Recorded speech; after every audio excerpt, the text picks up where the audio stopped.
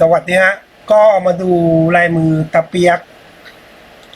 เก็บขยะนะครับก่อนอื่นเลยก็แนะนำให้รู้จักตะเปียกก่อนตะเปียกผมเห็นเขามาตั้งแต่เด็กเขาอยู่ในซอยที่ผมอยู่ซอยสำโรงใต้เนี่ยนะแล้วก็ เห็นเขาเก็บขยะแล้วก็รับจ้างทำงานนู่นนี่นั่นนะก็คือเห็นมาตั้งแต่เด็กก็คือตั้งแต่แทบจะจำความได้คือป.1 ป.2ก็เรียกว่าตะเปียกแล้วนะอายุแกแท้จริงก็น่าจะเกิดปีสัก50เลยก็คือ2500แกก็น่าจะอายุได้สัก63 64เคยเห็นบัตรประชาชนแกแล้วก็แต่จำได้ไม่แม่นแล้วแต่น่าจะเกิดแถวๆนั้นนะแล้วก็แกก็มีอาชีพอย่างที่เห็นเนี่ยรูปลายมือแกผมก็ถ่ายเมื่อไว้5 ปีก่อนถ่ายมานะถ่ายไว้เมื่อ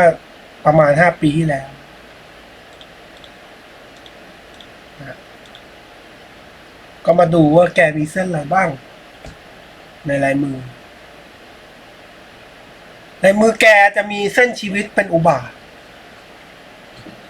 นะคือเส้นชีวิตที่เป็นเกาะ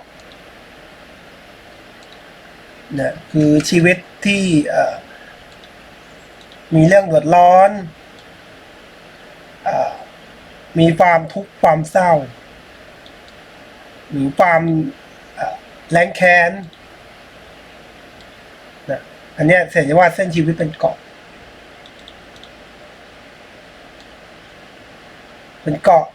ใหญ่มากในมือนะแล้วก็มีเหมือนกันทั้ง2 มือนะมือซ้ายก็มีมือขวาก็มีมือขวาจะเห็นว่ามีตรงนี้อยู่นะคือชีวิตเป็นอุบาทเส้นชีวิตนี้ก็จะมีชีวิตเจ้าของมือเนี่ยก็เป็นคนกำพร้าพ่อกำพร้าแม่นะเป็นคนที่อยู่คนเดียวมาตลอดนะหรือเป็นชีวิตที่เหงาตลอดคือโศกเศร้าด้วยความเหงาด้วยความเปล่าเปลี่ยวเห็นว่าเส้นชีวิตเป็นเกาะใหญ่ทั้ง2 มือครับถ้าเราไปเปิดตามตำราก็จะได้แบบนี้คือเป็นเส้นชีวิตโศกเศร้าใหญ่หลวง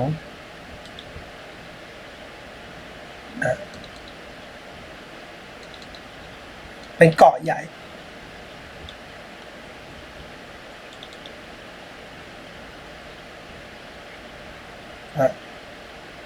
เป็นเกาะใหญ่แบบนี้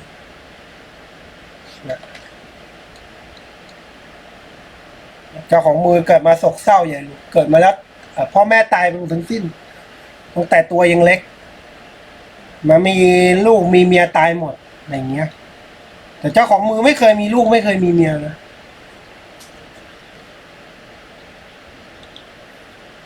ประวัติชีวิตจริงๆคือเขาไม่มีญาติพี่น้อง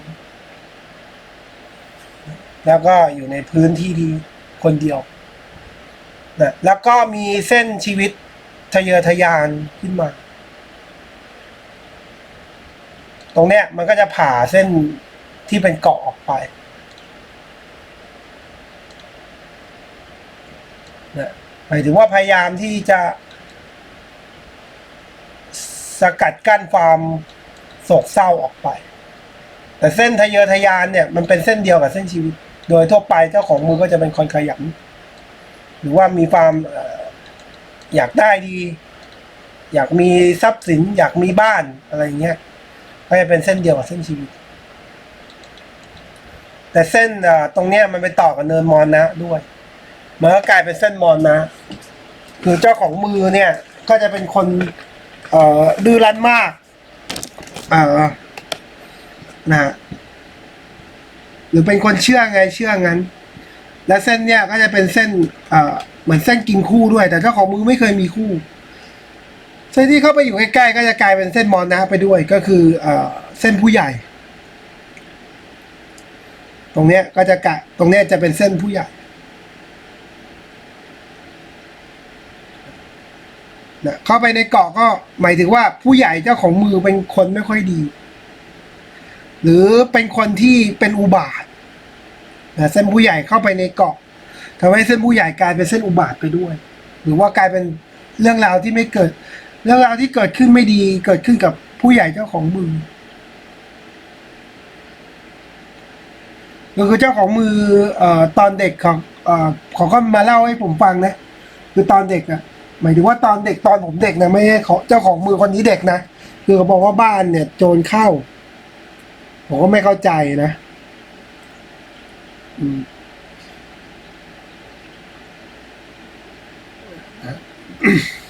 แล้วก็เส้นที่เป็นเกาะเนี่ยมันเป็นเกาะกับเส้นสมองด้วยใช้ชีวิตอุบาทเนี่ยมันไม่ได้อุบาทแค่เส้นสมองมันไม่ได้อุบาทแค่เส้นชีวิตมันอุบาทเส้นสมองด้วยมันเป็นเกาะกับเส้นสมองด้วยเจ้าของมือก็เป็นคนมีความคิดออกบ้าๆบอๆออกต้องนะเจ้าของมือความจริงแล้วก็เป็นคนถ้าเป็นถ้าเป็นIQก็ประมาณ70-80อะไรเงี้ยนะเป็นคนไม่ค่อยฉลาดแล้วก็ชีวิตเนี่ยก็จะเจอกับความโศกเศร้าคือตังค์หมดอยู่บ่อยๆวาสนาตรงเนี้ยก็เกิดขึ้นเนี่ยเส้นชีวิตแล้วก็ไปชนเส้นสมอง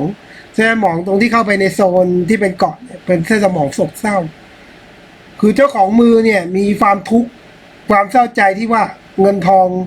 ไม่พอใช้อยู่บ่อยๆเงินหมดอยู่บ่อยๆนะเป็นปกติธรรมดาของชีวิตนะแล้วก็เส้นวาสนาที่ตรงที่ตรงเนี้ยมันเป็นรูปไม้กางเขนด้วยคือมีลักษณะที่เป็นชั่วร้ายนะอยู่ประจำนะก็คือเจอเหตุการณ์ที่ไม่ค่อยดีอยู่ประจำเงินบดอยู่ประจำนะแล้วก็ ไอเส้นผู้ใหญ่ตรงนี้มันก็จะเป็นเครื่องหมายถูกขโมยด้วยนะก็คือเส้นตรงนี้เป็นเส้นเกาะแล้วเส้นผ่าเกาะไปเป็นเครื่องหมายลักลอบหรือถูกขโมยนะหมายถึงว่าเจ้าของมือเนี่ยผู้ใหญ่เนี่ยถูกขโมยนะก็คืออาจจะถูกโจรค้นบ้านหรืออาจเจ้าของมืออาจจะเจอ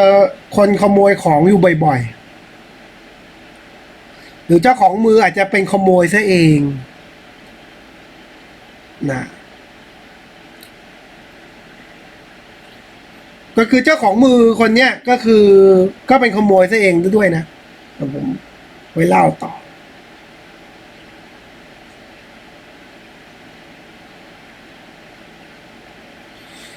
เส้นนี้มีเหมือนกัน2 มือนะอันนี้ก็จะเป็นเส้นวาสนาอารมณ์ที่รวมกับเส้นชีวิตนะก็พยายามจะสะกดกั้นความทุกข์ความเศร้าออกไป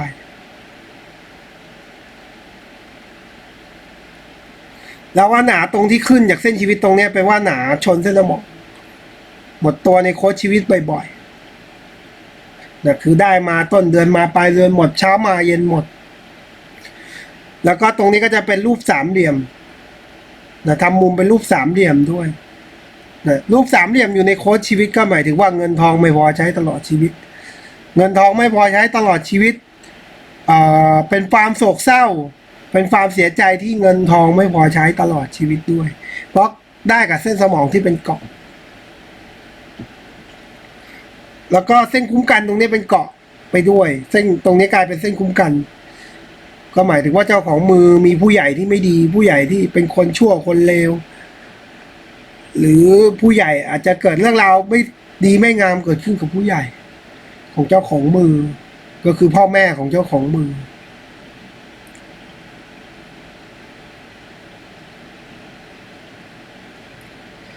มาดูมือซ้ายเนี่ยได้ว่าเส้นชีวิตของเขาเนี่ยได้ขาดหายไปอันนี้เป็นเส้นชีวิตที่ขาดคือชีวิตไม่ได้ชีวิตที่ขาดแล้วก็มีเส้นวาสนามาทำงานแทนเป็นการงานที่ไม่เลือกอาชีพหรืออะไรเป็นเงินก็ทำหรือเก็บขยะอาชีพเก็บขยะไม่ได้เจ้าของมือไม่ได้เลือกแต่งานที่ไม่เลือกอาชีพนั้นทำแล้วเป็นยังไงบ้างทำแล้วก็เป็นวาสนาชนเส้นสมองทำแล้วก็เงินทองไม่พอใช้ทำแล้วก็เจ๊งทำแล้วก็ไม่ค่อยมีตังค์เป็นวาสนาชนเส้นสมองแล้ววาสนาตรงเนี้ยมันเป็นเส้นชีวิตด้วย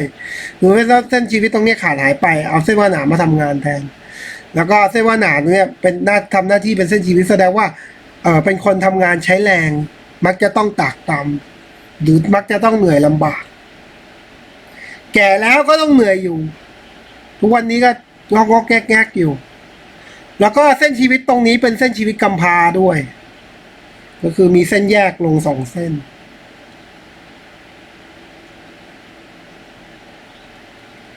แบบนี้เขาเรียกว่าเส้นชีวิตกำพร้า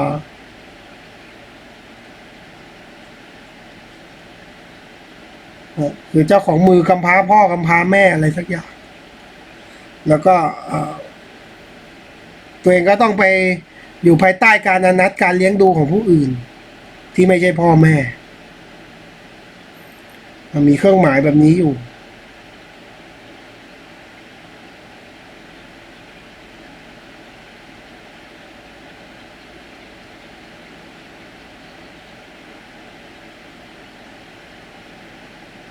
เป็นเครื่องหมายชีวิตกำพร้า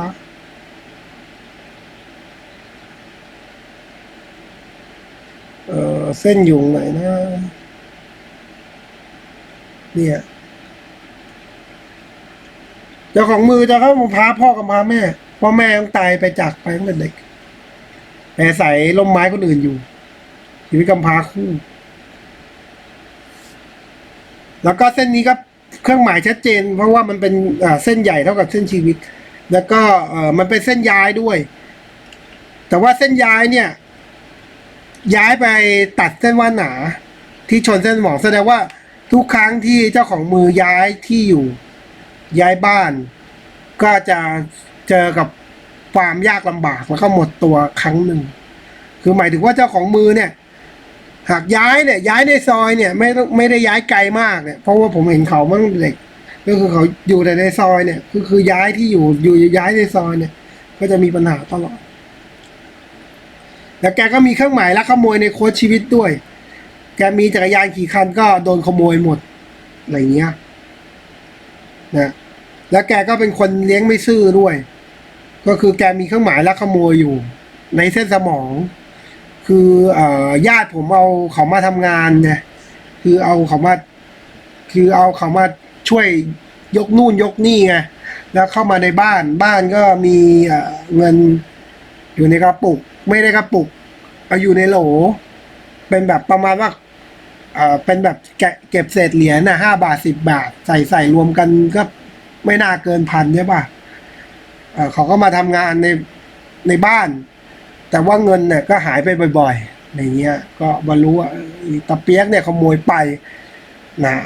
ก็มีเส้นสมองเป็นเกาะอยู่เขาก็ไม่ค่อยอยากจะใช้เพราะว่าขโมยตังค์อะไรเงี้ยเส้นสมองแกเป็นเส้นสมองตรงดังนั้นแกก็จะเป็นคนที่มีความคิดค่อนข้างตรงไปตรงมานะค่อนข้างที่จะเห็นแก่ตัวแล้วก็เป็นคนอารมณ์เป็นคนเส้นสมองตรงก็คือเป็นคนมีความคิดหุนหันพลันแล่นนะก็คือมักจะทำอะไรด้วยความใจร้อนด่วนได้นะแล้วก็เส้นสมองก็ติดหาเนินพิฆาตนะก็หมายถึงว่าเจ้าของมือเนี่ยเป็นคนโวยวายเป็นคนปากเสียได้ด้วยนะ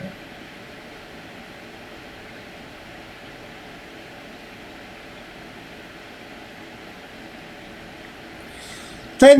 หลักทรัพย์เส้นสมอง2 เส้น2 มือไม่เหมือนกัน เส้นสมองในมือฝาจะเป็นเส้นสมองที่โค้งอ่อนโยน หรือมีลักษณะที่เป็นเส้นสโลปลงมากกว่านะซึ่งแต่ก่อนแกเป็นคนสุภาพเรียบร้อยมือฝาเป็นมือตอนแรก แต่ก่อนแกเป็นคนสุภาพเรียบร้อยนะ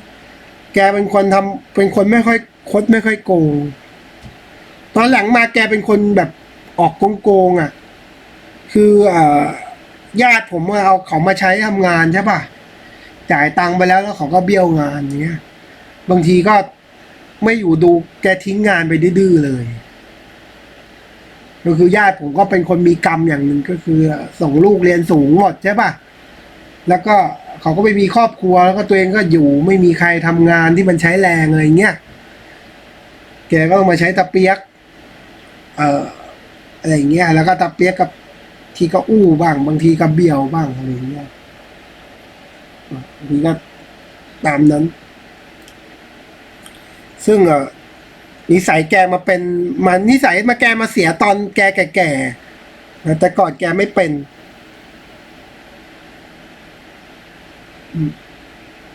ว่าเส้นสมองต่างกันต่อมาเส้นวาสนาแกจะเป็นวาสนาตรงมือขวากับมือซ้ายต่างกันตรงด้านล่างตรงนี้จะเป็นวาสนาเนินจันทร์แล้วก็เส้นเนี่ยคดไปคดมาเป็นวาสนาประโยชน์ผู้อื่น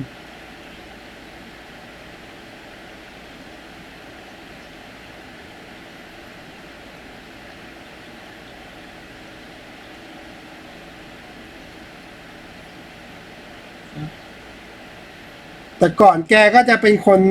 หาเงินได้ง่ายหรือมีโชคในการทำมาหากินบ้างแต่ก่อนแกก็เก็บขยะนั่นแหละแต่ว่าแกเศรษฐกิจมันดีฝ่านี้แล้วก็แกก็แต่ก่อนแกเป็นวาสนาประโยชน์ผู้อื่นคือหมายถึงว่าแต่ก่อนเนี่ยแกเห็นเด็กแกก็ให้ตังค์เด็กแกไม่ค่อยมีตังค์หรอกแต่ว่าเขาเจอก็ให้5 บาท 10 บาทอะไรเงี้ย2 บาทตอนเด็กแกก็ให้ตังค์ผมนะก็คือแกเก็บขยะมาได้แกก็เจอผมก็แค่ให้5 บาทอะไรเงี้ย2 บาทบ้าง10 บาทบ้างก็มีรวมๆกันก็400-500นั่นนะที่แกให้มาก็คือนานๆเจอกันทีเงี้ยเจอกันก็4-5 วันเจอกันทีเงี้ยมีวาสนาประโยชน์ทุกๆแล้วก็แต่ก่อนแกก็หาเงินได้ง่ายแต่ตอนหลังมาวาสนาแกขึ้นมาตรงๆวาสนาจริงต่างกันก็คือแต่ก่อนสบายแต่ก่อนหาเงินได้ง่ายตอนนี้ลำบากนะแล้วก็แกมีหลักฐานที่อยู่ก็โดนไฟไหม้เส้นหลักทรัพย์แกเป็นเครื่องหมายเกาะมีเกาะอยู่ในเส้นหลักทรัพย์นะก็หมายถึงว่าหลักฐานที่อยู่เป็นอุบาทหรือว่าที่อยู่แล้วเสื่อมโทรมคืออยู่แล้วมันรกรุงรังมันสกปรกมันซอมซ่อเนี่ยมีเส้นเกาะอยู่ในเส้นหลักทรัพย์อันนี้ก็เป็นเส้นหลักทรัพย์นะก็หมายถึงว่าเส้นหลักทรัพย์แกไปต่อกับเส้นวาสนาที่ชนเส้นสมองคือหมายถึงว่าหลักทรัพย์ที่แกมีเนี่ยมักจะมีปัญหาเพราะไปวาสนาไปชนเส้นสมองแล้วก็หลักทรัพย์ตรงนี้ก็จะเป็นเส้นเกาะด้วยก็หมายถึงว่าหลักฐานที่อยู่เนี่ยมีปัญหาสิ่งแวดล้อมไม่ดีแล้ววาสนาเส้นหลักทรัพย์ตัวเนี้ยมันยื่นไปด้านหน้าคือหลักฐานที่อยู่เนี่ยอยู่ด้วยกันหลายคนหรืออยู่รวมกันหลายคนนะแล้วแกก็เล่าให้ฟังว่าบ้านแกเนี่ยไม่มีโดนไฟไหม้แล้วก็เขาบอกว่าที่อยู่เนี่ยก็คืออยู่กับมันพวกกุ้ยหรืออะไรเงี้ยซึ่งมีคนเข้ามาอยู่ด้วยก็คือสูบบุหรี่แล้วก็ทำให้ที่อยู่เนี่ยไฟไหม้นะ มันก็จะเป็นเกาะอยู่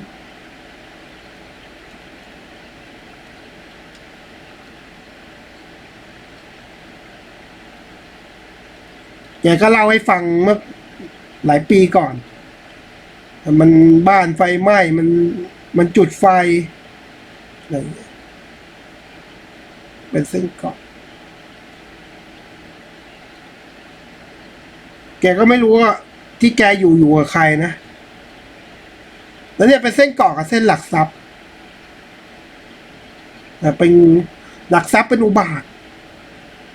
คือหมายถึงว่าบ้านที่อยู่เนี่ยไม่ค่อยดีอาจจะรกรุงรังอย่างที่พูดหรือว่าอาจจะมีคนที่ไม่ดีอยู่ในบ้านแล้วก็เส้นนี้ก็เป็นเครื่องหมายไฟไหม้ด้วยนะคือมันเป็นเกาะอยู่ในเส้นหลักฐานแล้วก็มักจะบ้านที่อยู่มักจะมีความร้อนใจเกิดขึ้นมีปัญหาเกิดขึ้นเรื่อยๆมีเส้นร้อนใจเหวี่ยงออก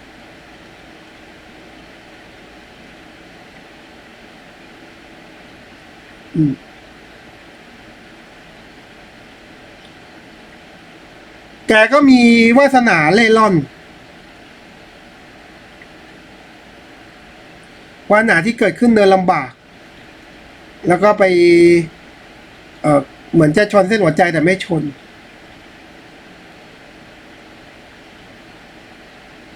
นะแต่อาชีพแต่แกไม่เคยเล่ร่อนแกอยู่ประจำที่คืออยู่สำโรงใต้เนี่ยแล้วก็ไม่ได้ไปไหนนะแล้วก็นี่ก็เป็นว่าหนาเล่ร่อนมี2 เส้นความหมายของเส้นเนี่ยมันก็แบบนี้แต่เจ้าของมืออยู่กับที่ คือมีว่าหนาเล่ร่อนก็คือเป็นคนลำบากทางด้านการเงินมักจะไม่ค่อยดีต้องออกไปทำมาหากินเลยไปอยู่ต่างถิ่นต่างแดนหรือไปต่างจังหวัดอะไรเงี้ยถึงการเงินจะดี แต่เจ้าของมือไม่ยอมไม่ได้ไปไหน อยู่กับที่การเงินเลยไม่ค่อยดี หรือไม่ค่อยมีตังค์นะ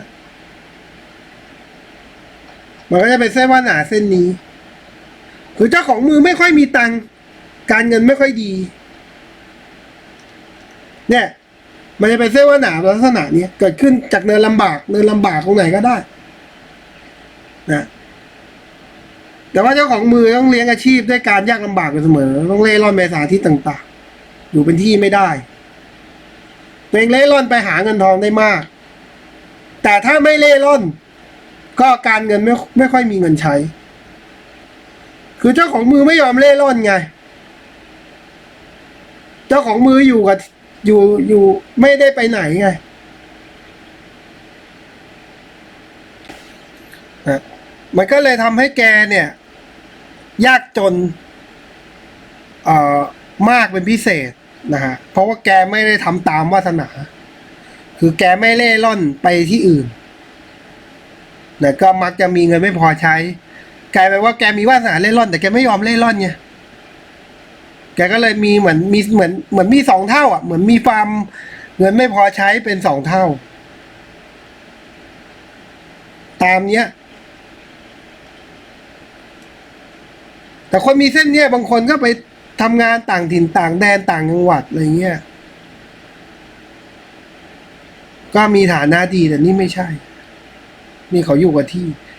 นะแล้วก็มีว่าหนาเข้าเส้นหัวใจหลายเส้นอันนี้ก็เป็นว่าหนาเข้าเส้นหัวใจคือมีรายได้แบบเย็นใจนะหรือมีอาชีพการงานที่เป็นลูกจ้างเขาหลายๆคนมี4 เส้นแต่ว่ามันเป็นเส้นเล็กๆสั้นๆไงมันก็กลายเป็นว่าตัวเขาเองเนี่ยอาจจะมีคนใช้งานหลายๆคนหรือเป็นลูกจ้างหลายๆงานหรือมีรายได้4 ทางนะใครจ้างก็เอามีอยู่4 เจ้าใหญ่ๆเนี่ยใช้อยู่ประจำนะ แกก็เก็บขยะแกก็เหมือนเอาไปเป็นของเก่าซึ่งตอนนี้ก็ไม่น่าค่อยได้เพราะของเก่ามันถูกข้างบนแกก็มีวาสนาจากเส้นหัวใจคือเป็นทำงานตามใจตัวเองไม่ชอบเป็นลูกจ้างใคร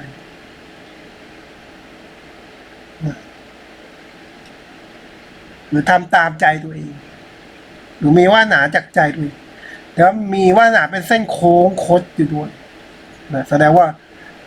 การเงินตอนที่เขาอายุเข้ามาสัก40-50นะการเงินมักจะดีขึ้นเพราะว่ามันเป็นเส้นโค้งด้วยแต่ว่ามันก็เป็นเส้นวาสนาร้อนใจ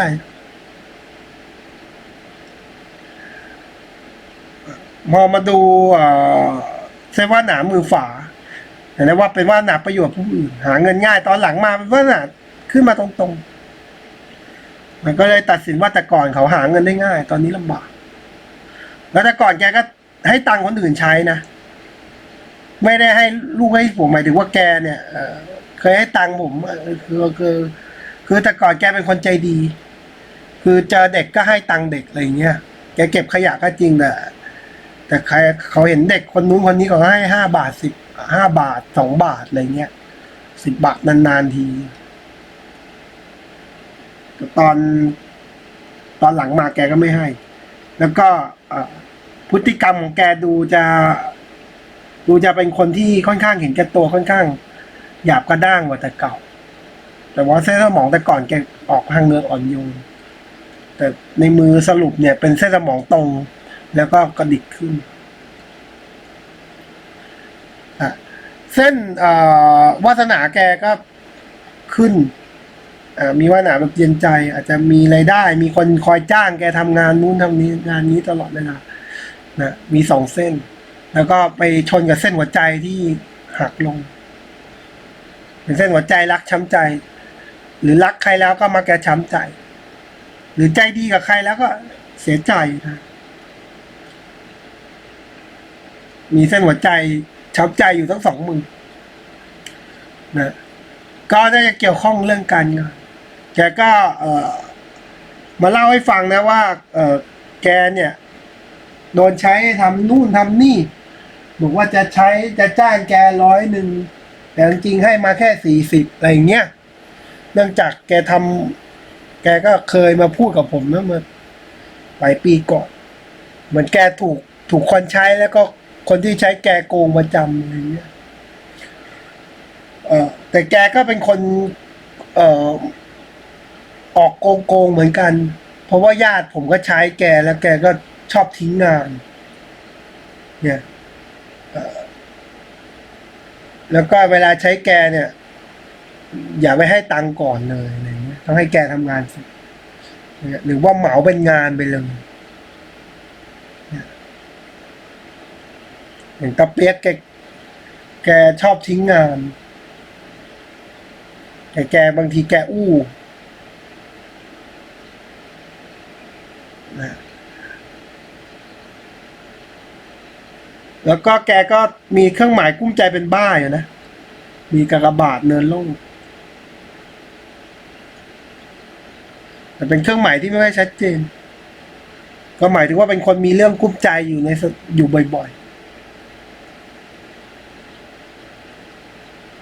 นะแล้วก็มีเส้นเชื่อมโยงไปหาเส้นสมองด้วย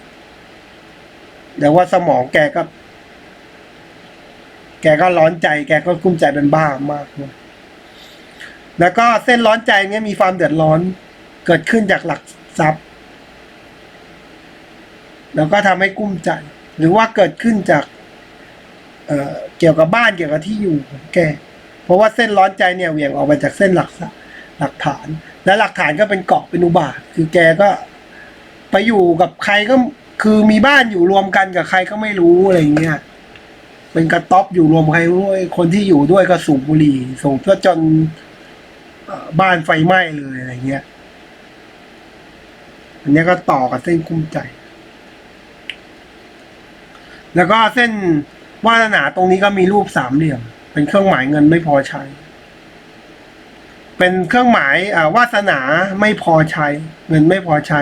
เป็นทั้งเส้นชีวิตไม่พอใช้ด้วย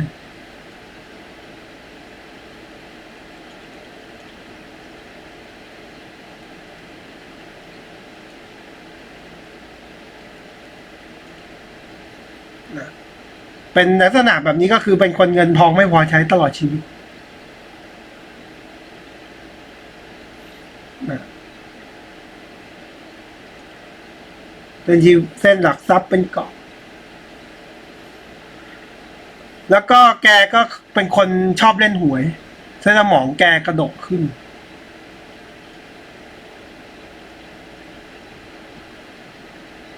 แล้วก็ไปต่อกับเส้นอาทิตย์อันนี้เขาเรียกว่าเส้นสมองงกตังหรือว่าเป็นคนเป็นเส้นสมองสั้นบางทีก็หาเงินหาทองด้วยการใช้เรี่ยวใช้แรงหรือเป็นคนอาจจะสนใจในการทำมาหากินระดับหนึ่งไปต่อกับเส้นอาทิตย์เป็นเส้นสมองชอบ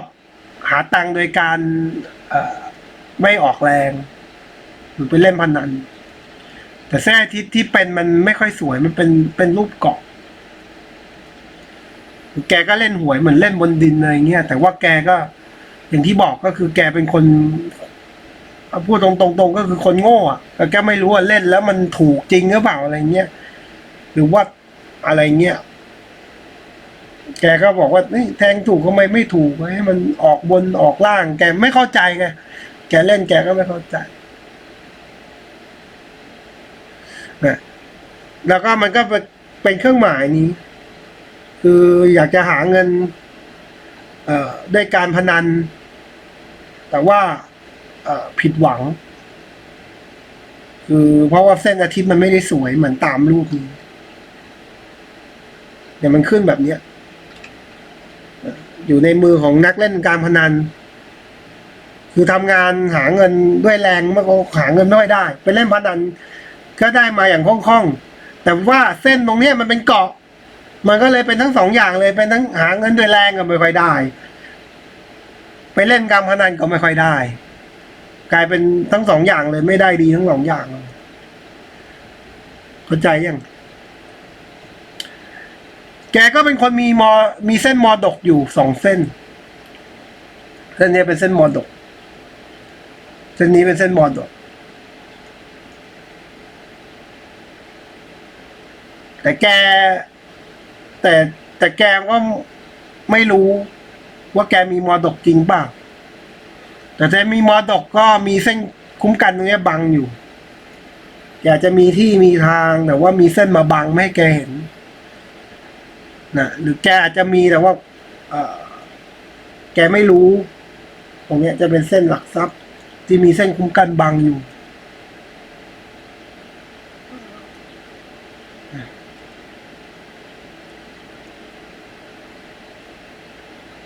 แล้วก็ตรงนี้เส้นที่เกิดขึ้นทางเนินที่เนินพิฆาตเป็นที่เกิดของเส้นมอดก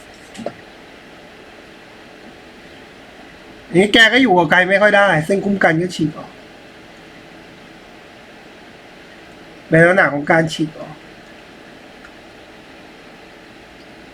แกเป็นคนขยันเพราะว่าเส้นหัวใจเข้าช่องหมดเปลืองขยันทำขยันใช้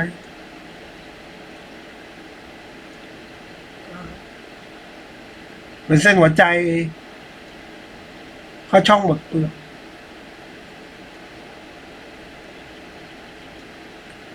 เส้นหัวใจไม่ค่อยเป็นกงเป็นเกาะเท่าไหร่ปกติสุขภาพจิตดีไม่ใช่สุขภาพทางใจดีหัวถึงหมอนก็หลับเลยมือฝาเส้นหัวใจก็เข้าช่องหมดเปลืองมันคือแล้วก็ไม่ค่อยเป็นกงเป็นเกาะอะไรคืออ่านเหมือนกันแล้วก็แต่ว่ามีแท้อารมณ์เข้ามาจดจ่อคือเป็นคนที่เป็นคนที่ขยันทำงานไม่รู้จักเหน็ดจักเหนื่อยแต่มีเส้นแบบนี้อยู่ในมือขวามือตอนแรกแต่ว่าแต่ก่อนแกขยันเดี๋ยวนี้ขยันน้อยลงมา เห็นไหมเส้นอารมณ์ที่เข้าช่างหัวใจหมดเปลืองมีอยู่ในมือซ้ายมีอยู่ในมือขวาแต่มือซ้ายไม่ค่อยมี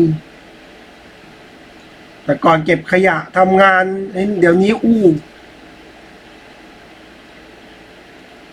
ถ้าพูดกันตามตรงๆคือ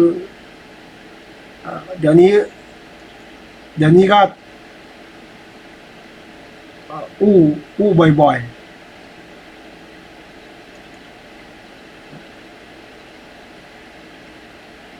ก็จะเป็นเส้นลมแบบนี้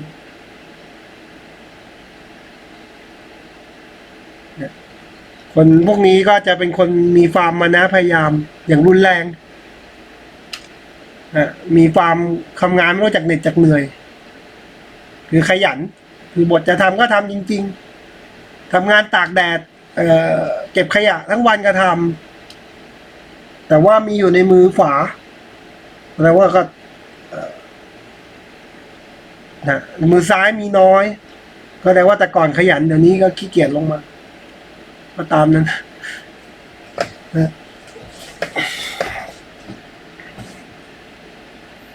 แล้วก็เส้นชีวิตแกก็จะเป็นออกเป็นแนวเส้นตรง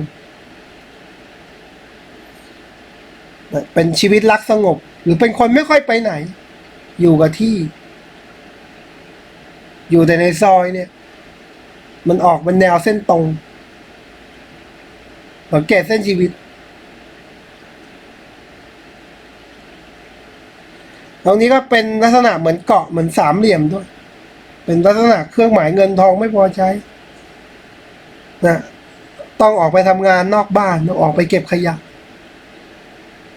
แล้วก็มีแส้ทิศตั้งขึ้นก็เป็นคนมีชื่อเสียงเป็นที่รู้จักแล้วก็ก็เก็บขยะในซอยอยู่ที่นี่เป็นคนในพื้นที่เพราะว่าคนในพื้นที่ก็คืออยู่จนไม่รู้จะไปไหน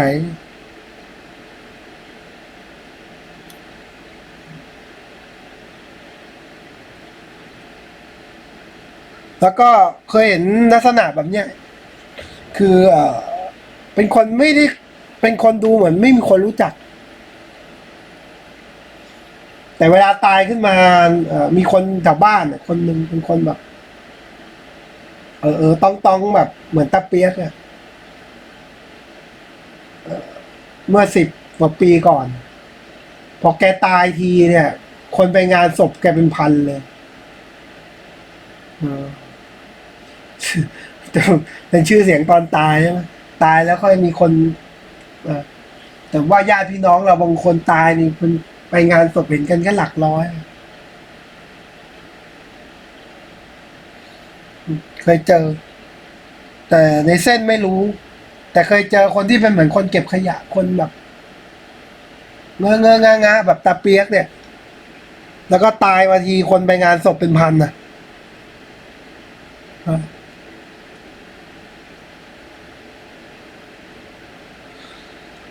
ก็ลายมือก็จะมีไฮไลท์อยู่ตรงที่ว่าเส้นชีวิตกับเป็นอุบาทแล้วก็เส้นอุบาทตรงนี้มันต่อกับเส้นสมองเลยไงเหมือนกันทั้งสองมือคือชีวิตเป็นอุบาทคือเกิดความโศกเศร้าคืออาจจะพ่อแม่ตาย แล้วก็เส้นเกาะนี้มันรวมกับเส้นสมองไปด้วยก็กลายเป็นคนเพี้ยนต้องไปด้วย หรือเป็นคนสมองไม่ดีมาก100%คือIQ 80คนIQ 80คนIQ 70คือเป็นคนที่แบบ เรียนอะไรได้ยากหน่อยนึงแต่ก็ไม่ถึงขั้นเป็นไปเลยแกคือไม่ได้นะคือแกแบบออกแบบIQสัก80-90คือแหลกมากแหลกซะจนแกแทงหวยเนี่ยแกไม่เข้าใจเรื่องหวยคือแก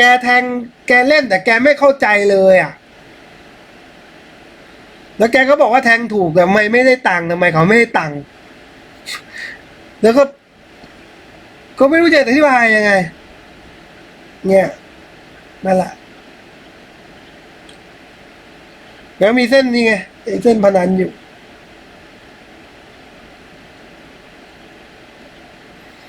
อย่างเส้นชีวิตเป็นเกาะ เงินทองไม่พอใช้อันนี้ก็เอาลายมือคนเก็บขยะขึ้นให้ดู อันนี้ก็เอ่อความจริงว่าผมทำคลิปตัวเนี้ยเป็นเป็นอันที่สองเพราะว่าอันแรกมันทำแล้วมันไฟล์มันเน่ามันก็ คืออยู่ดีโปรแกรมมันเสียไปไงผมก็ต้องมานั่งทำอันนี้เป็นคลิปนะโอเคก็จบลายมือตะเปียกไว้มาเท่านี้